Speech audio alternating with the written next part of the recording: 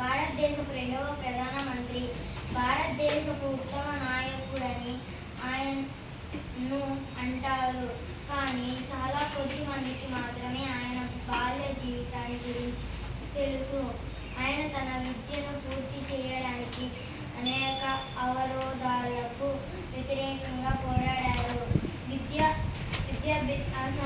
విద్యాభ్యాసం ముగిసిన తరువాత ఆయన ఏ ఉద్యోగానికి వెళ్ళలేదు.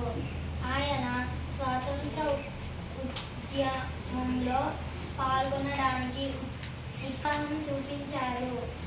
అతి త్వరలోనే ఆయన ప్రజానాయకుడయ్యాడు.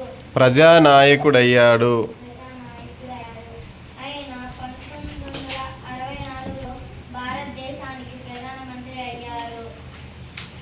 ఆయన అత్యంత శ్రమజీవి.